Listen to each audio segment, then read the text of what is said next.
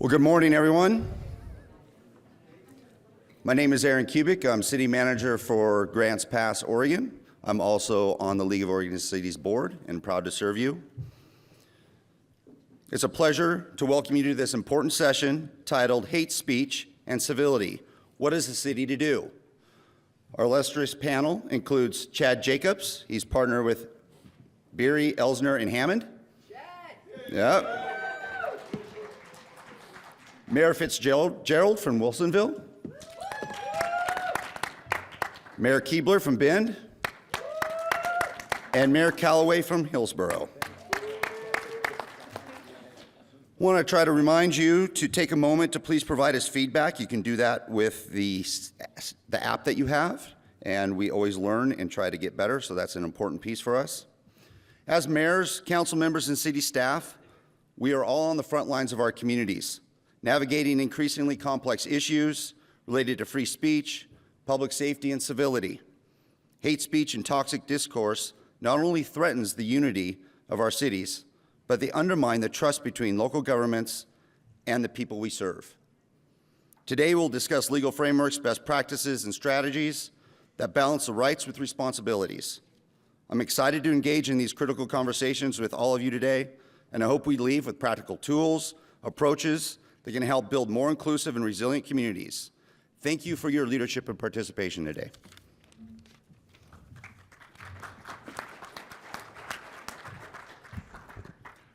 Good morning, everybody. My name is Chad Jacobs, and it's a pleasure to be here with you. I have to say, these are some of the brightest lights I've ever been in front of, so if I'm squinting, it's not because I've got a headache or I'm hungover, it's because I cannot see. We are going to talk about hate speech, and I want to preface this that there are several jurisdictions who have experienced this unfortunate incident, and we want to make sure that you sort of get exposure as to what this means and how this happens.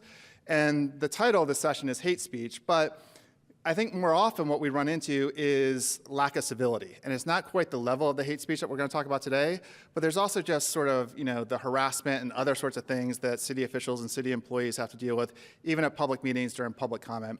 So as we get through the process, and I'm first going to go through sort of, the legal standard and talk about that, and then we're going to have our panel sort of talk about how to handle those situations. And part of what they're going to do is really not just talk about hate speech, but talk about that civility issue as well, because I think that's equally important, and I think honestly that happens much more often. But I think the hate speech is much more jarring. And when you experience that or you witness it, I don't know, and we've got a couple videos that we'll show you in a little bit too, where we try to bleep out all the really offensive language, but you can still get a feel for how jarring this situation is, especially for the people who are sitting on the dais and sitting here saying, oh my gosh, what do I do? So the most important thing that you can take away from today, that I hope you take away from today, is to have a plan. Don't wait for it to happen or think that it's not going to happen to you. Be prepared just in case. It's just like the big earthquake that we all prep for, not quite the same level, but be prepared because you never know when it's going to happen to you. Just by show of hands, how many people has this happened to before? Yeah, there you go. It happens, and you just have to be prepared for it. So let's first talk about what this is and what it means. And when we talk about hate speech, really what we're talking about is a common term called Zoom bombing. And what it is typically happens during public comment periods, and it typically happens online. Very rarely do you see someone coming in and spewing this kind of language in person. Usually they're trying to do it behind the anonymity of being online. And so what they do is they come in, and during public comment, they basically try to use a bunch of really offensive language, maybe some offensive symbols. They may have Nazi flags or other types of flags in the background behind them. They may put things on the screen if they're allowed to screen share, and they may start showing pornographic images, all kinds of things, basically just to shock and disrupt the meeting, and that's their main goal. In addition, there's technology that people are using that will allow them to look like they're multiple people. And you'll see this in one of the videos where you've got someone who's basically the same person, just changing their voice a little bit. And it's the same person just doing the same thing over and over again, and yet they're signing up for 2 or 3 different public comment sessions. So what do we do about this? Most people think, all right, well, let's just mute them, cut them off, shut it off, and we're done, right? That's absolutely fine. Well, unfortunately, we've got two provisions, one in the federal constitution and one in the state constitution, that protect free speech rights. And when people engage in public comment periods, they're engaged in free speech activities. So we are sort of hampered by what we can and cannot do. So when you look at this, you've got to look at it both from the perspective of state law in the Oregon Constitution and federal law under the federal Constitution. The good news is under the federal Constitution, the legal framework is somewhat clear. So under the under the federal Constitution, the courts look at this and basically saying there's things called public fora or a public forum where people engage in free speech activities. Your traditional public forum is your sidewalk or your park. I mean, the literal places, the public square, where people used to stand on soapboxes and say what they want to say. And in those areas, we don't really have a lot of right to regulate speech. It's very difficult to regulate speech in those areas. But there are a lot of areas, a lot of city-owned property, where speech isn't otherwise normally allowed to be engaged in, unless we allow that to happen. If you think about your city manager's office, people can't just come in there and engage in free speech activities. Council chambers are almost the exact same thing. People don't have a constitutional right to engage in public comment. We are allowing them to do that. And so because we are allowing them to do that, we are creating that free speech area, and that is what is called a limited public forum under federal law. And as a limited public forum, we are allowed to limit the content of what people are allowed to say. And that, when we do that, and we just don't open up to say anything, when we say, here's the type of content you're allowed to talk about, that is called a designated public forum. So it's a subset of that limited public forum. Don't worry, there's not going to be a tech quiz on this, but just in case you are talking to your lawyer and they start talking about this, you'll have an idea of what they're saying. So in a designated public forum, we are allowed to say, you are only allowed to talk about these particular types of topics. And when you talk about public comment, most often what you'll see is that you are only allowed to talk about matters that are within the jurisdiction of the governing body. So if it's a city council, the jurisdiction of the city council. If it's the planning commission, the jurisdiction of the planning commission. And you don't have a right to get up and give public comment on other types of topics that just aren't within our jurisdiction.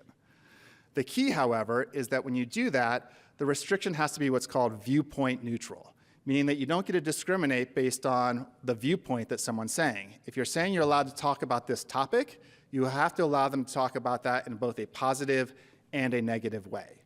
So for example, if you are going to allow someone to give public comment about city employees, and people are going to come in and say, you know what, your city attorney, Chad Jacobs, is amazing. He just did all this great work. I think he's the best in the world. You guys should keep him around forever.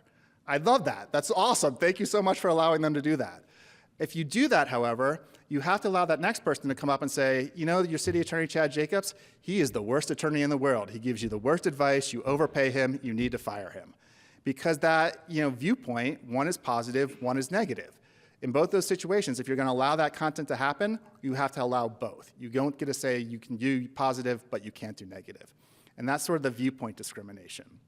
So again, just in a quick summary, under federal law, we can limit content as long as we allow that content, as long as we allow the content to be viewpoint neutral. And the limits on the content basically have to be reasonable in light of the venue that you're using. So if you basically limit public comment in a way that's just completely unreasonable based on content, the courts may overrule that. But for the purposes of this discussion, as long as you're limiting it to things that are within the jurisdiction of the governing body, you'll be fine under federal law. Okay, that seems great. So we can say no hate speech. We're not going to allow that kind of comment. We're all done. Well, not necessarily. So while the public forum analysis is pretty settled under federal law, it has not been addressed under Oregon law. Historically, under Article 1, Section 8 of the Oregon Constitution, which is the provision that protects free speech rights in Oregon, it's interpreted more broadly than the First Amendment. And basically what the courts have said, except in very limited circumstances, you're not allowed to regulate based on content. So if you open up this forum for public comment, can we, in fact, under Article 1, Section 8, limit the content about what you're allowed to say? And we don't know the answer to that because it's not been addressed by the courts. If you look at the historical way that the courts have interpreted Article 1, Section 8, there's a pretty strong argument that we cannot do so. But on the other hand, the remedy to that is that we just close all these areas to speech and we just don't allow speech to occur at all. And I, for one, have a hard time believing that the courts are going to say, yeah, that's the right outcome. It's either all or nothing. I think they will be more reasonable, and the courts have, the Oregon Supreme Court has been more reasonable over the last couple of decades about allowing certain types of regulations of speech. So I do think if and when this issue comes before the Oregon Supreme Court, that there is a good chance that they'll say, adopt some sort of analysis similar to the public forum analysis under federal law, or do something similar to allow us to limit that kind of content in these situations where we are opening up venues for public comment or for speech to occur. But we don't know that for sure. And so I strongly encourage you to work with your city attorney. Talk to them about that. I'm one attorney. There's a reason there's lots of attorneys. It's because we all disagree. And so, talk to your attorney and get advice of your attorney and see how comfortable you are in taking that risk. Some cities are more comfortable taking that risk and saying, we're going to follow federal law and we're going to take the risk under the Oregon Constitution. Others aren't. And that's why you'll see some cities will take a sort of more strict approach to when they run into these situations and really cut off this kind of speech or take other actions to sort of stop the speech, where others will just sort of sit back and allow it to happen. And that's part of just the risk analysis that each city has to make on their own determination about how they feel and how comfortable they are about potentially being sued. I, for one, personally think that the likelihood of being sued by one of these people engaging in this level of hate speech is probably minimal. They're doing it online, they're sort of doing it anonymously. I don't think they're actually going to take time to sue you, but you never know. And they can sue, they can seek monetary damages, they can seek attorney's fees, so it can be costly. So you want to certainly talk to your city attorney about what level of comfort you have with this risk that exists. Okay, so what do we do? How do we handle the situation? There's not a bright line answer. And I think you're going to get a lot better information from our panelists than me. But I can tell you a couple things that we've talked to our clients about and what we've sort of looked at. And the first one is, if you run into one of these situations, take a recess. There's nothing that precludes you, even under the Oregon Constitution, from saying, we're going to take a 10-minute recess. Because when you take that recess, it allows two things to happen. One, there's a good chance that the person may not stick around. They're online, they've disrupted the meeting, they've achieved their goal. Maybe they won't stick around to come back. But more importantly, it allows anyone who doesn't want to hear this speech to leave the room. So if you've got employees, and as an employer, you have obligations to protect your employees from harassment, right? And so if they're subjected to these kinds of comments and you're creating a hostile work environment, that creates a different kind of liability for you. So taking that recess allows you to offer employees the opportunity to get up and leave the room so they don't actually have to hear the speech. Also allows members of the public, to get up and leave the room and not have to listen to it or log off Zoom and then log back on after it's over. So if you're going to allow that to happen, sort of taking that recess and allowing that break is really one of the best tips that we can give you. Another one is put public comment at the end of the meeting. I know that doesn't always work because you want to allow people to comment on your agenda items, but if you know that these kinds of situations are arising, putting that comment at the end of the meeting or switching it to the end of the meeting right there sort of allows the same sort of thing. For those people who don't want to hear it, they can leave. They've seen the rest of the meeting. They can go ahead and leave. Requiring registration for online comments. So a lot of cities will do something where they have a situation on their agenda where if you want to provide public comment online, you have to notify the city recorder in advance of the meeting and register, and if you haven't done that, then you're not allowed to provide online comment. This is not a silver bullet. I mean, people are using fake names, they're registering, and then they're engaging these behaviors, but it's one more additional step that someone has to take in order to engage in this behavior. And the more situations and the more barriers you create, to have to do this, the less likelihood that it's actually going to occur. There are sort of platform tools that you can use, and not all cities do this, but I highly encourage you to have your city recorder or whoever sort of managing this really do some training in understanding the Zoom or Teams or whatever sort of platform you're using, the tools that they have available to them. So for example, there's a difference between participants and panelists on Zoom. And only panelists can actually undo their camera and unmute their microphone, and everyone else can't do that. And you have the ability to sort of kick someone out as being a panelist if they start engaging in these activities, or even the ability to mute everyone on the call. So making sure that your city recorder or whomever is monitoring and sort of managing the platform that you're using understands all the tools that are available to them to manage the meeting is also critically important, because in that heat of the moment, if you're going to take a recess, but you don't know how to mute the person, they're just going to still keep talking. So the recess doesn't really do you much good. But if you can call that recess and you have the ability to mute them, until you come back, then that's going to actually help you achieve your goals. So make sure that folks really understand how to use those tools. Another one that some people have used is they've just lowered the volume. They don't mute it all the way, but they lower the volume. So, even though the person's still able to engage in their public comment, it's not quite as in your face. I don't necessarily think that this one is that great of a result, but, it is one step that you can use to sort of help diminish the impact of all this. One thing that, I think applies to all public comment that is really important is don't prolong the public comment period by interrupting. If you're giving someone 3 minutes to speak, let them speak their 3 minutes, and then say that we disagree with those comments, or those comments are horrible, or whatever you want to say. But as soon as you start interrupting them and you start the back and forth, all of a sudden that 3 minutes is 5 minutes, it's 7 minutes, it's 10 minutes. And this happens in public comment all the time, where someone's saying something and counselors or the city manager or whoever's on the dais will start interacting with the person, and all of a sudden, that 3 minutes is a lot longer than 3 minutes.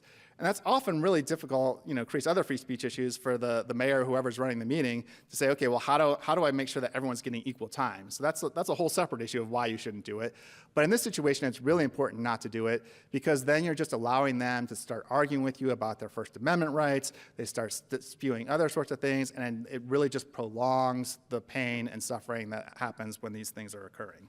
And I think you'll see some of that in the videos that we have for you as well.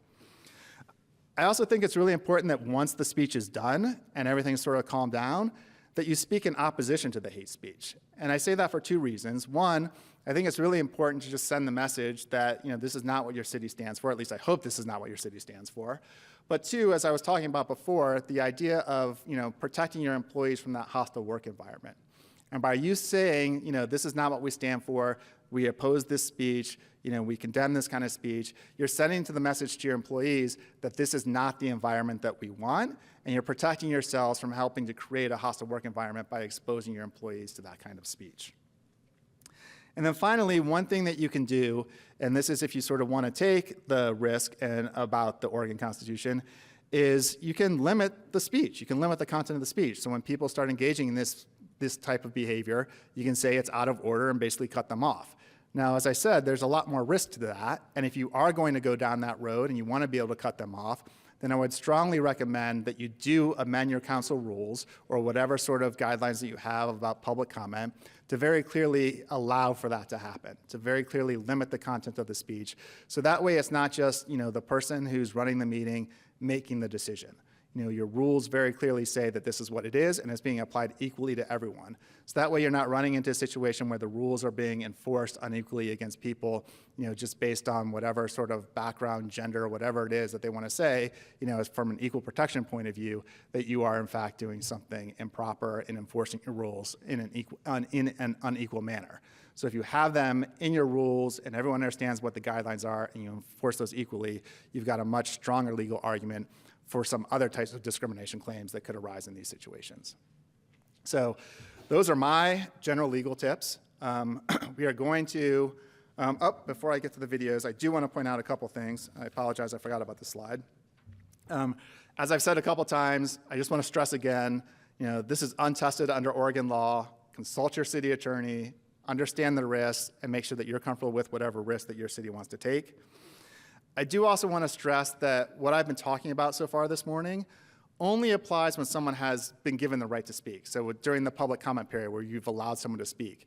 If someone is just interrupting your meeting with hate speech or any sort of thing, anything else where they haven't been given the opportunity to speak, this analysis doesn't apply. You're allowed to shut them down immediately, regardless of their content. They're disrupting your meeting. You give them the warning. If they continue to disrupt the meeting, you can kick them out of the meeting. You don't have to worry about this analysis except when someone is given the opportunity to speak, such as through public comments. Then finally, as I said at the beginning, these situations are more common than you think. You saw the number of people who rose their hands and said this has already happened to them. So I'll just stress again, from my point of view, preparation is the key. Make sure that you've got a plan, know how you're going to address this if and when it arises in your city.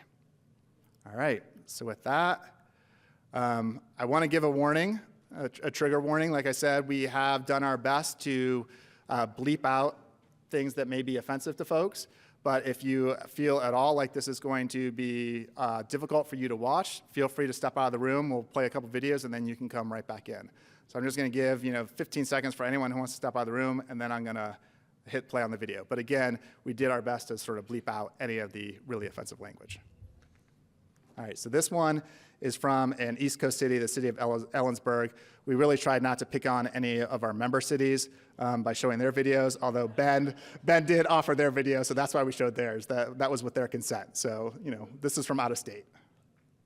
I'm just wondering, when are we going to admit that, we keep taking all these into our country and our own people. You're out of line, Mr. Metzger. It's free speech. No. Yes, it is. Hate speech is free speech. Whatever you think is hate speech. Look into the Supreme Court. They've ruled on this many times. I have every right to say what I want to say for my whole time. Proceed. Thank you. So, as I was saying, we keep taking all these into our country, and they take our people's jobs. So the economy goes to, and we have to sit here while our rent goes up and the value of the dollar goes down, and we just get hordes of coming in working for like slave labor. So we could enrich all these that run everything. So am I not supposed to be upset about that? They're the ones that own all these NGOs that flood our border and leave our borders open. So I have every right to be pissed off, and I have every right to come in here and tell you guys about it. You can't tell me I'm out of order. I'm speaking about things that are upsetting me and probably a lot of other people, that are too scared to speak out and say these things. But I'm not. So I'm getting tired of it. And all you guys want to shut me down because you don't agree with what I have to say. I mean, do you guys work for the too? You probably do.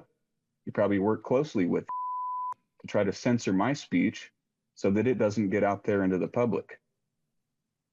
I propose a resolution for this council to take into consideration. I think we need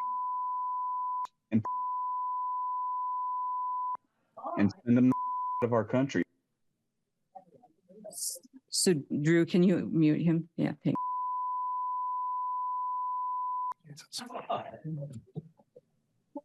Never a dull moment. Okay, well, on that note. Okay, here's one more for you. Is that everyone on the list? No. Okay. Barry? Yes, good evening. My name is Barry Gall. Am I coming through all right? Hello? Can you hear me? Oh, so I'm pretty sure we had 5 people comment, correct? Yes. Yeah, so So you're not gonna let me talk? yeah, so we did 5, I think 5 or 2 minutes. That is the time Yes. allotted, and I think we can move forward with that. How come you won't let me Let's go ahead and mute him and and these go the folks who are currently volcano? and we can just Why go, are you allowed to? we can go Adolf ahead. He did nothing, but it should have.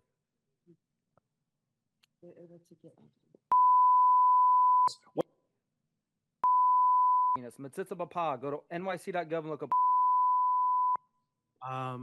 Rat- I Okay, wanna- it's Rabbi time to Jamal- stop this. Can somebody please stop these people doing this? This is 96% not of the okay. media- ZZM, hey ZZM, why don't you stuff it? to the folks 85% of Joe Biden's cabinet. start to You guys don't see a problem with that? them. So I appreciate everyone who's here and the work and the impact that they're doing. I'm so sorry that this is what we have to deal with. I'm sorry. Removed. You could have just let me speak. faggot. Lisa, you have the ability to take people from the Zoom call. You can remove Maybe them. Okay. Seriously, you are a this hideous pronoun, this pronoun stuff is ridiculous. Just knock it off. Cool. That's everyone out. Whew. I'm sorry, y'all. We're gonna move forward with that does not happen often. So we're gonna move forward. I'm so sorry. Let's take a second, and we'll return to this in just a bit.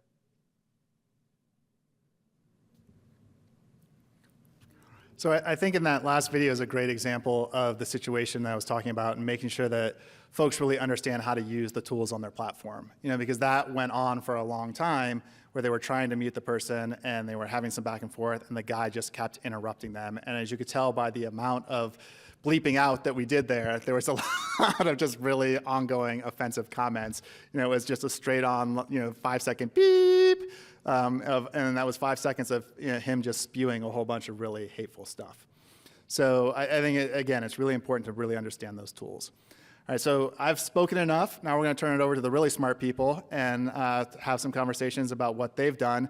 And I think one of the greatest things about these conferences is the ability to share information. So we're also going to have some time at the end for questions and answers and for maybe some of you to share your experience as well. So with that, I'm going to kick it over to our panelists with our first question about what are your experiences with hate-related actions in your communities? And whichever mayor wants to go first, dig in. Hello. Oh, it's on. Great. Good morning, everyone. The answer to number one is you just saw an example of that. And so I just wanted to make a couple of points before passing the mic down about that in particular. That was one of our citizen committees, right? That was not at a council meeting. So it's incredibly important that your citizen committees and the staff that lead them understand your plans and your rules and how to enforce them. All credit to our staff. They did their absolute best, and that was very shocking for them. That had not happened ever at that type of meeting where that just the N-word and things were spewing. And I think the way that we think about it in our council rules, which also apply to our citizen committees explicitly, is that is disruptive to the meeting to hear those type of things. And if you talk to any of the commissioners, and the reason that you heard our staff saying, wow, we need to take a minute, everyone was very upset, physically upset, right? Wasn't able to continue doing the work and needed to take a break. So I think the tech, Chad said having pre-registration, absolutely necessary, making sure you're in the right kind of Zoom, no one can unmute themselves, making sure multiple people have a way to hit that mute button so it's just not one employee with all the pressure going, oh my God, I can't find it. And having a policy and some training for everyone, all the way down to the assistant equity director person who's running this meeting up to the city recorder and your mayor and your pro tem or whoever else can put their finger on that button, just so that you know if you have to hit it, you can do that. And I think the other thing that was really important about that experience was the sort of aftermath. Chad talked about taking care of your employees. We also want to take care of our volunteer citizens that sit on these committees. We had follow-up actions. We had work with the city manager and his staff, and the whole, every employee in the city heard about this, was affected by it, right? So that all needed to be addressed afterwards. Not only, hey, what are we gonna do next time, but also helping people process what had happened. So I think that's all I'll say on that. We've had people pop up in a land use public comment and just start saying the N-word, things, and almost always it's online. And so those just feel a little bit more difficult to deal with sometimes, but it's there, and being prepared is, I think, one of the best things you can do. Thank you. And Steve Calloway from Hillsborough, and we have not had the same kind of experiences that other cities have had. We looked and were aware of what was happening elsewhere, and that really motivated us to put some protocols and things in place. In terms of hate-related actions, we've had probably similar ones that you all have had in your communities. Specifically related to our council meetings and our Zoom meetings.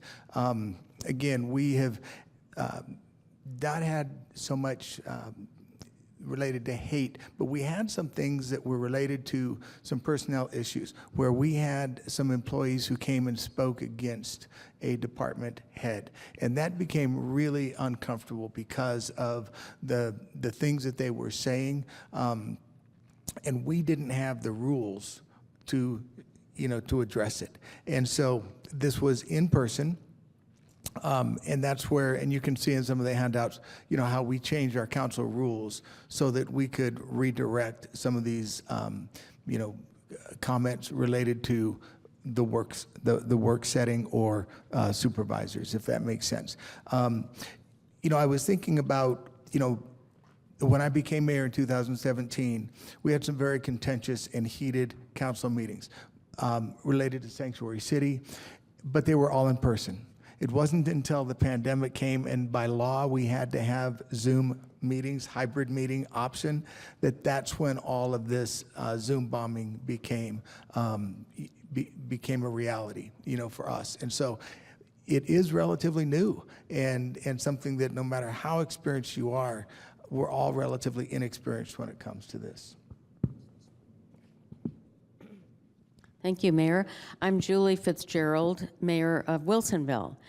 And I wanted, these are a series of really disturbing experiences that some of us in all of our cities have had. I wanted to describe one example of Zoom bombing that did not happen at one of our city council meetings, but it was a meeting that our staff was attending with an agency. And the takeaway from the Zoom bombing was to have a policy whenever possible to require or ask the people who are conducting the meeting to use Zoom security protocols so that as the attendee, you can be protected and your staff can be protected from something such as someone impersonating a member of a person attending the meeting. So this Zoom bombing was where a person impersonated another individual and put a pornographic image on the screen that was extremely horrible in that they also had photoshopped in the face of an employee of another organization. And it was just really horrible, and it also took this other group, some time to take it down.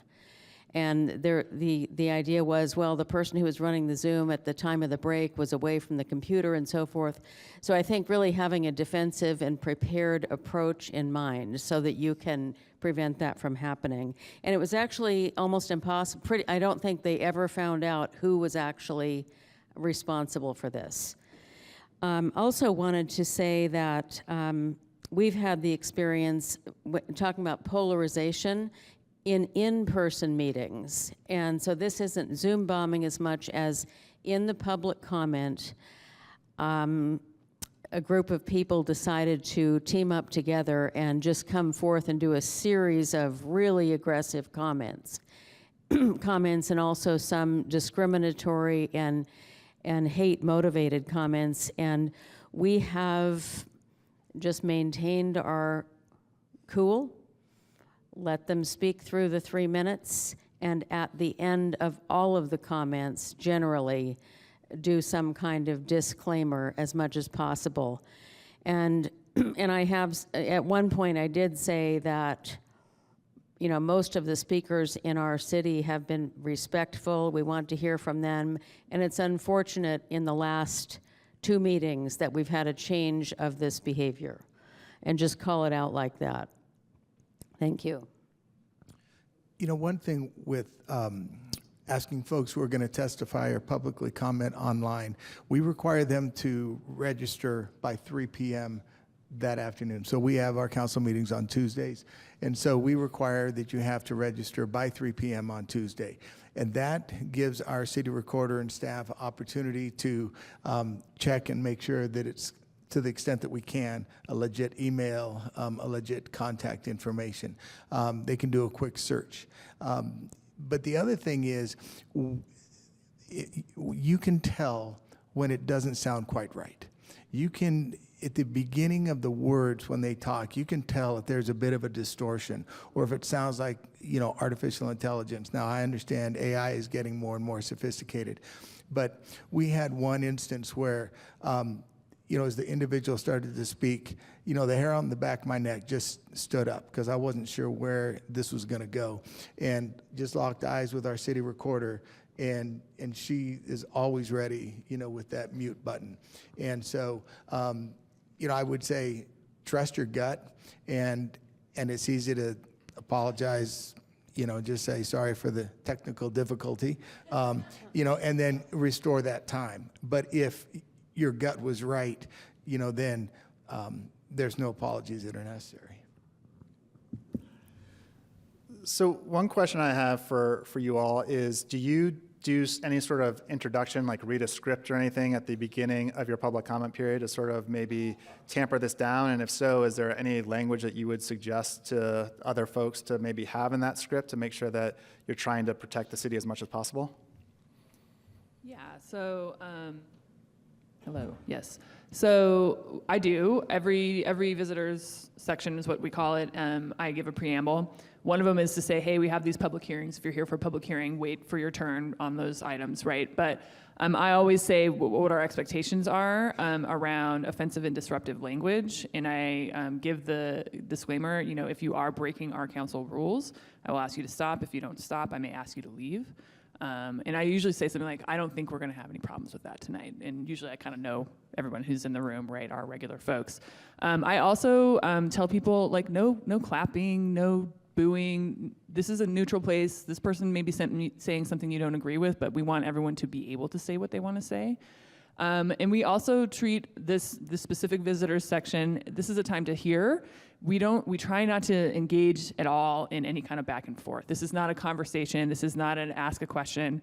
If there's a question, we say, we can get back to you on that. We've heard your question, right? To avoid some of that back and forth and avoid inviting that. I think when I've had to stop people, a lot of it has been about behavior, about they're getting very angry and a little bit intimidating, and it's to kind of interrupt that a little bit. And I haven't had to do this, but I think if someone was really starting to engage in things that were very offensive and I thought I might have to let it continue, I wouldn't have any problem pausing them and saying, I'm going to pause your time if anyone in here wants to leave because they don't want to hear this, right? Like to create that space for other people to leave. We've had some of the most angry meetings are about land use, right? They're not where people are shouting out of turn or getting upset. And I think it's important to let people give their comments, but I think you also want to maintain an atmosphere where everyone feels like they can speak. So I do give that preamble, and in our council rules, which I don't know if they're in the materials, I rely a lot on what we've written in our council rules and sort of repeating some of those things about how you can't disrupt the meeting and what will happen if you do. If you have not yet downloaded the conference app, please do so.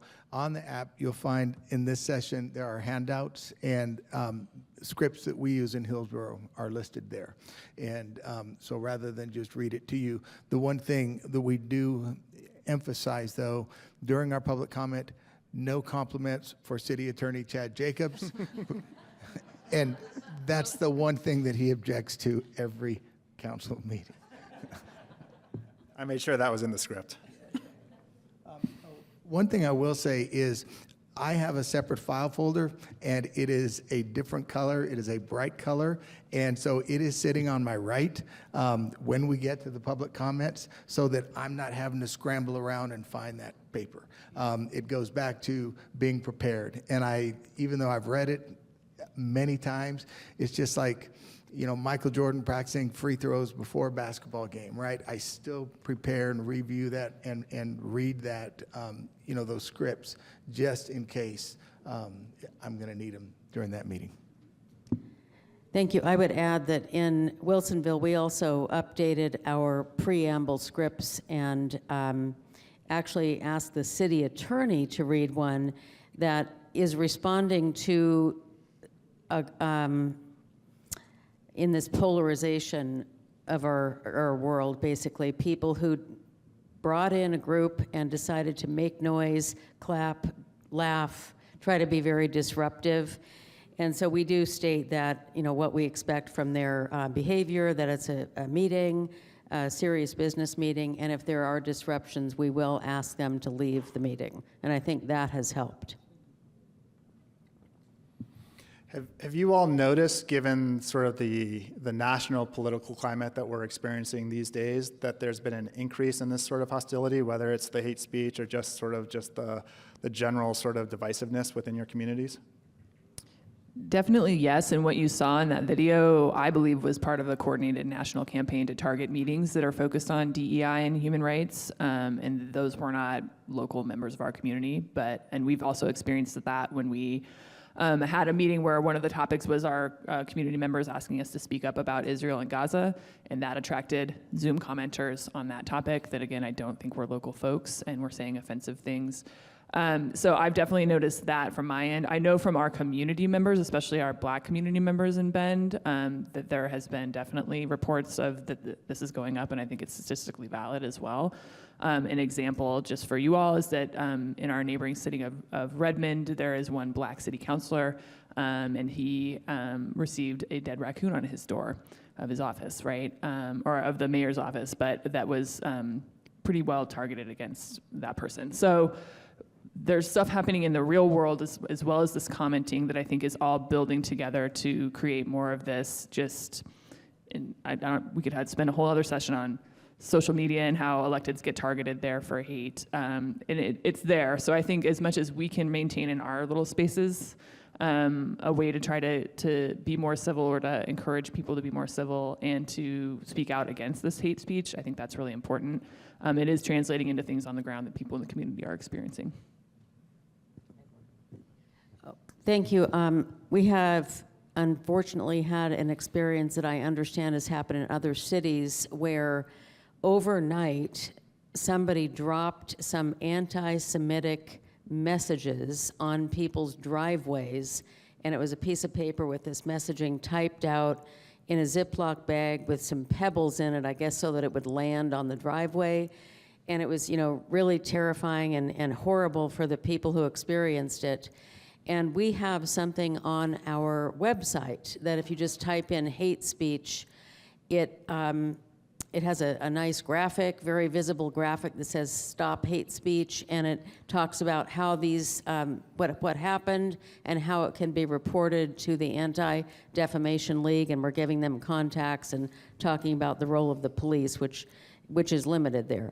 And I think that has helped to show support and that we're not just muddling through it. We seriously oppose it and want to work with the entire community to stand up against it. And I think that has been well received.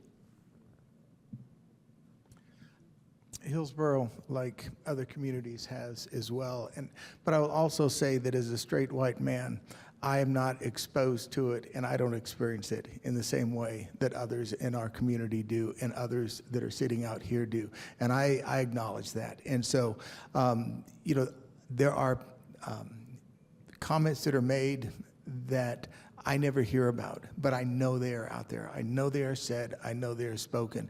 And so I think that's why it is important that we also as electeds can be out and about as much as we can. Just because then when we are out and about, we sometimes find ourselves in a position when we can push back, when we can defend, when we can stand up and be an ally in those important moments. I think that, guardrails have been just taken down. And I think that the keyboard courage, if you will, now becomes when you can hide and go into somebody else's community and to Zoom bomb. It's basically the same trolls. Instead of just using their fingers, now are using their voices. And so I think that that's again why we are seeing some of this and people being emboldened in ways that they never were before. Yeah, you reminded me, Mayor, that myself and a few other counselors after that one meeting about Israel-Gaza issues received a disgusting anti-Jewish flyer in the mail to my house. So the other thing I wanted to add is that I did report that as a bias incident to the Oregon Bias Reporting Hotline. Had an officer taken a report just to document it. I also recommend that if these things are happening that you know about, that we make sure that we're reporting those so we're capturing how much they are happening. And it was not a hard process. It was pretty easy to do that and make sure that we've got it recorded. So I'm going to switch gears just a little bit here, because this is very, very serious, and maybe sort of lighten it up just a little bit. We are in a time where there's differing political views, not only with the public, but even on your boards and commissions and city councils. And so what happens if you do try to limit the content, and you as the sort of presiding officer want to rule someone out of order and say that's not within the scope of what we allow, and someone on your body wants to hear, and they say, I disagree with you. I think that is within the scope of what they're allowed to talk about, and I want to hear what they have to say. How would you handle that situation? And by the way, I did not prep them with this, so this is a pop quiz for them. I think it's important to have strong rules that you can go to and say, okay, is the presiding officer out of line with our rules or not? Let's talk about that as a body. I think I would always, as much as possible, I know we're talking about hateful things, but even off-topic things, err on the side of letting folks say what they need to say, put it in the record, and then if you need to speak in opposition and say, well, this is why I disagree, then do that. And we had a visitors comment section in our meeting last week where we have people from the public, and one young man got up and he told us about his problems with Social Security payments with his mom and some issues he was having, and none of that's city jurisdiction, but I didn't stop him. I let him finish, and I said, okay, we're going to refer you to the right person, right? So I think erring on the side of letting folks say what they need to say and then using your speech to say, this is why I disagree, is probably what I would do. But if there was a serious rules, discussion, the body could have that. It depends. How's that for an attorney answer? You'll appreciate it. It's a matter of risk. Yeah, I don't know, to be honest with you. I'm not sure. It depends on what is being said. Because if to push back on somebody's, public comment at the risk of harming a council relationship but protecting members of my community, then I would err on the side, or I would go with the strategy of, the relationship with my counselor. I think that's why, though, council rules are so important and why we revisit them, every couple of years when we have a new council coming in, because that way there is, common understanding and common agreement on that. I agree with that. We have had some experience in the past few years with some extraordinary behavior by a member of council, and the person, can speak as they want. It did prompt us to want to have more meetings about the council expectations, doing some goal setting, thinking about ways that everyone can express their views within the council protocols. And so I think just calmly trying to revisit that periodically is probably the best you can do, because people do want to express their opinions, and they can be emotional and they really want to get the words out. And I think there is a reason and a place to just let them do that and then see where it goes. And I'll just sort of add to that, those are the real world practical answers. The sort of academic legal answer is that most of you probably do have adopted some sort of rules of procedure, Robert's Rules of Procedure or something similar. And there is a process in that where someone can challenge the order of the chair. So as the mayor can sort of rule someone out of order and shut them down, and if a councilor disagrees with that, they can challenge that decision by the chair, and then the whole body then gets to vote on whether or not to allow the public comment. So that way you're not forced to make that decision on your own as the presiding officer. I don't know that you need to engage in that level of formal sort of Robert's Rules of Order, but if you have to protect yourself, there is that mechanism there. But I do think what you heard from our panelists, that's the sort of real world common sense kind of approach that makes a lot more sense. So we have about 10 minutes left, and I can certainly give our panelists some more pop quizzes, but we also want to give you all an opportunity to ask some questions of us, or if you've got your own comments. So looks like there's one right over here.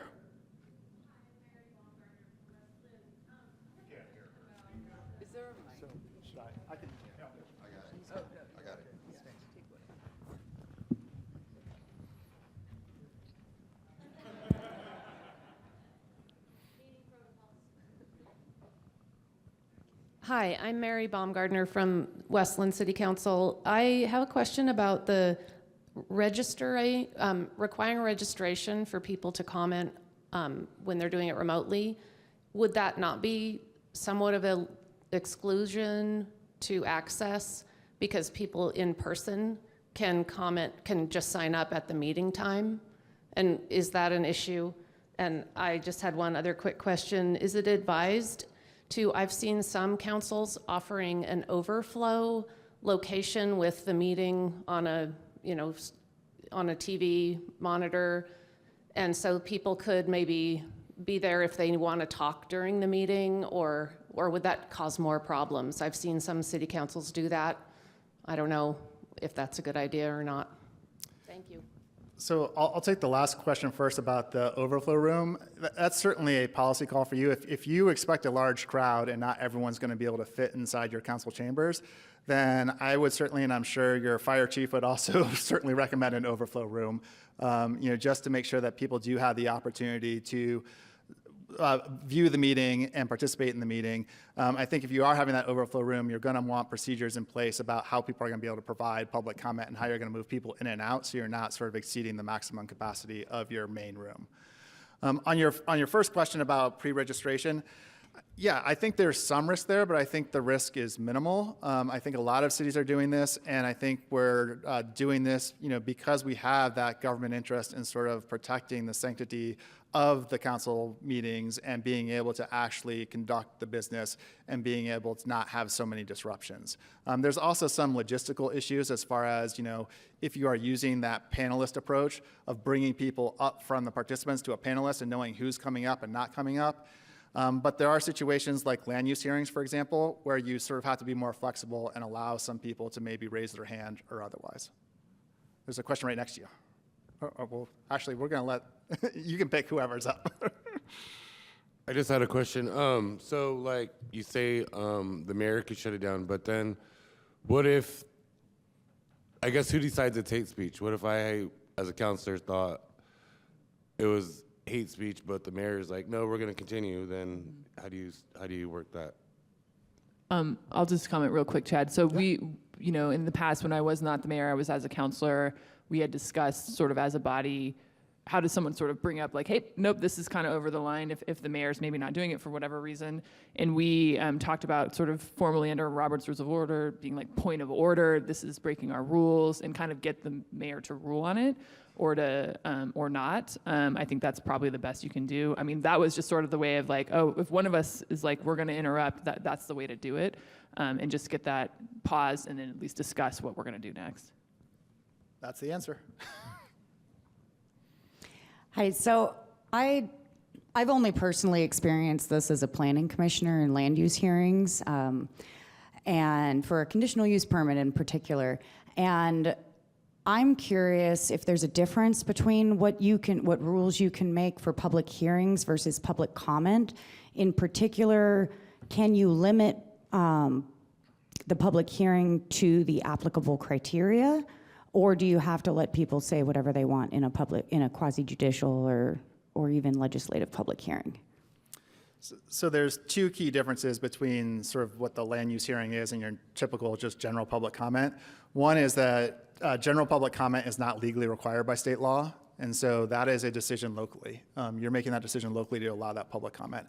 Whereas in a land use hearing, we are required to take testimony, and we have to allow people to do that. But you can limit that discussion to the applicable criteria and those matters that are sort of before the commission in that hearing. And that applies to any type of hearing. It's not just a land use hearing, but anytime you have a hearing where you're required to take public comment, you can limit that comment to what's going on at the hearing itself.